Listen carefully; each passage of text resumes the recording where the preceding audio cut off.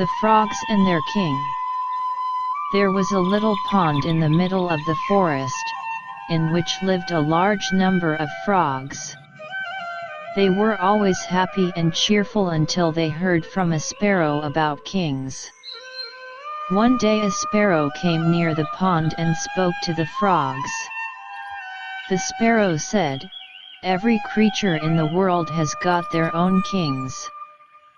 The animals have a lion as their king while the birds have an eagle as their king. 4. It is disgraceful for any creatures not having a king as their own." Hearing that, the frogs became so desperate, for they did not have any king and they did not have even heard about kings. They gathered together to think about what the sparrow said. One of the frogs said, "If all other creatures in the world have got their own kings, it is really awful that we do not have any. So in any way we must have a king." All other frogs agreed to that. That day onwards they started to pray to the fairy to give them a king. Hearing the unceasing prayers of the frogs, one day the fairy appeared before the frogs and asked, "Why are you making such horrible noises? What are you asking for?"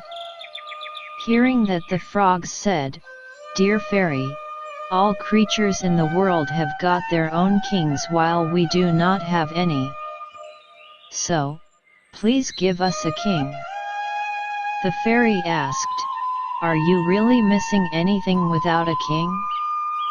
Why are you asking for a king now if you did not have any until this day?"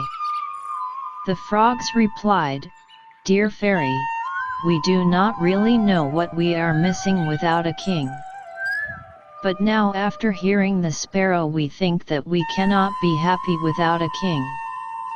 If you are in desperate need of a king, why can't you select a king from within your group?" The fairy asked.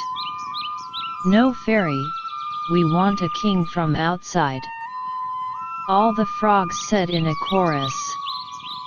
Hearing the request of the frogs, the fairy threw a stick into the pond and said, "Look, this is your king." The frogs became extremely happy at that and they expressed their joy by loud acclamations. Hearing the loud voices of the frogs, the sparrow again appeared before them and asked, "Why are you making such loud voices? Don't you see?" The frogs said, "We have got a king, we are celebrating that." The sparrow laughed at that and said, "It is not a king, but a lifeless stick. A lifeless stick can never be a king."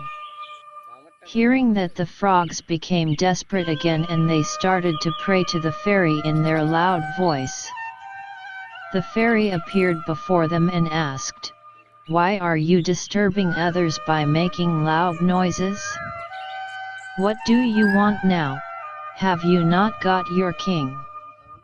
They said, "Dear fairy, we do not want a lifeless king but a living king." Hearing the request of the frogs, the fairy turned the stick into a snake. That made the frogs happy again. But that happiness did not last long. That day onwards their life in the pond became quite disastrous. 4. Their king started to kill and eat them one after another. And the frogs became really afraid even to pray to the fairy to take their king back and spare their life. Moral: better to have a weak king with a loving heart rather than a strong king with claws and horns.